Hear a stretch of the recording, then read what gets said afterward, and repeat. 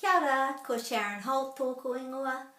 Today I want to let you know about some of the resources that I think are really kind of crucial for us as Māori language learners and for those of us who are also teaching in schools or in early childhood, and just I think for our own family work, because often we'll come across the need to know the word for something. For an example, with me, I might be working on something and I know all the words for a whole lot of fruit, but I don't know the word in Te Reo Māori for another fruit that I've never come across the word for. So where do we look? So we might look online. That's a very common place to look. Sometimes there's a lot of options online. It depends what site it is, and it isn't necessarily easy, but that would give you some answers. Another way is to have some kind of Māori picture dictionary. So there's many kinds. I've got 5 that I own, at least. These are just the 5 that I could find today. They are all set out in different ways. So this one is set out alphabetically in the order of the English language, so with A at the beginning. And so the first one that it's saying here is the word for a word, may I say, because there's lots of different words for things, just as there are in English.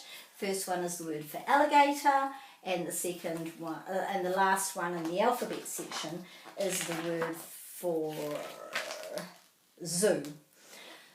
So, and if you looked in these ones for the same words, you could find other words for them. They're not always going to say the same word, and sometimes that's about dialectal differences. Sometimes it'll be depending on the region that particular author came from or where it was published, many different reasons. Or perhaps it's just that it's a transitioning language and this was a word that was then, and now in this book there's a word that's available now. It's really a matter of preference. If it's an important word to find out about, then speak to somebody in your area that is a kaumātua and ask them, oh look, it looks like we've got a couple of options here for this word, what do you recommend for our area? In this particular one, there's also some good bits in the back which are about themed word lists. So they're always quite helpful. There's one about shapes and numbers and months, colours, words for the classroom, parts of the body, the Māori names for some places in New Zealand, and then there's English Māori translation, or Māori to English translation.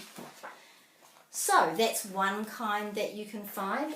The thing for me is I'm recommending that you have something. You don't need to have 5.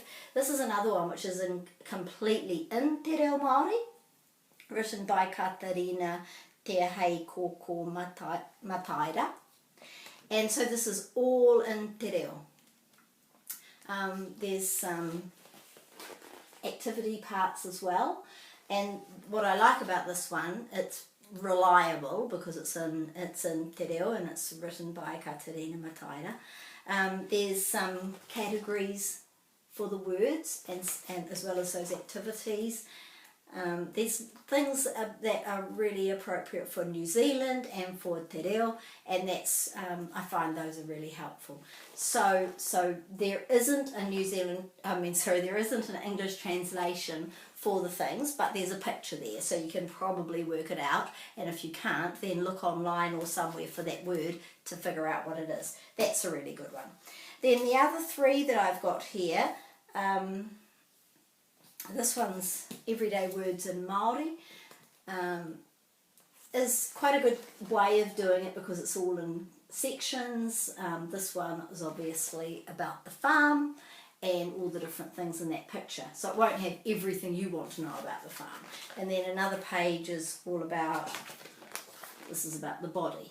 So that's a different kind of setup to some of the other ones. Similar to this one, but with just different types of illustrations. So there's a lot of words about the shop there. Building site. So the other reason to have these around is that children might be very interested in these kind of pictures because it's the sort of thing that many children like, looking at all these different things that are going on. And so they might be looking at something like this, and you can be talking about the different words, and this one has got the English and the Māori word. So there's a word here for scaffolding. So, you know, talking about the scaffolding, oh, here's a Māori word for scaffolding, rangi tupu, rangi tupu. So those kind of things can be really useful to do, either just to have in your own area where you keep your own personal books, or to use with children. This one's the first 1,000 words in Māori. That's set out in a similar way to those last two, like that.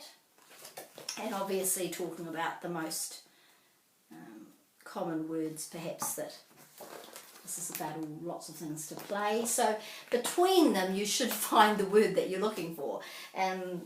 But you don't have to have that many, obviously. Just have a look at what's available at the moment and in the shops or online, and choose something that will work best for you. So for me, that's the one main thing, is to have something like a picture dictionary. And I also really recommend having something about the pronunciation of place names. So for me, I got this one on Trade Me, and I liked it because it had pictures. There are other ones that don't, but it just made it more interesting to look at, just not all words. And the reason I like this one is because it's got the macrons, and there are a lot of place names books that don't have the macrons.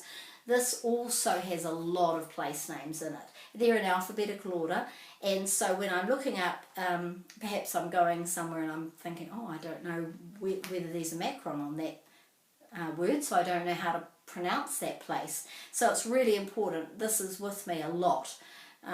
So you might hear sometimes people saying, we used to say Waitemata for the Waitemata harbour. People would always say Waitemata, and for a while we were wondering, oh, why is everyone starting to say, well, some people in the media starting to say Waitemata. So I looked on here, and there's a macron there, so that's the reason why. So it's talking about wai, water, te, the, and mata, with a macron over the second A, short for mata tuhua, obsidian. Water as smooth as the surface of obsidian. And sometimes they have more than one meaning for the place name, and sometimes it helps, but I'm not that bothered about the meaning. I'm just really interested in the correct pronunciation, and once I see that that's where the macron is, I can see, oh, I'm meant to be saying Waitemata, and the emphasis is on the letter which has the macron. So I recommend finding some kind of place name book. Try and find one. Second hand is fine. Try and find one that has the macrons, because it does make life easier for knowing how to pronounce words. So that's just a little bit about the kind of books, some of the books that I use. There's a lot, and I'll show you more from time to time on different videos. Ka kite.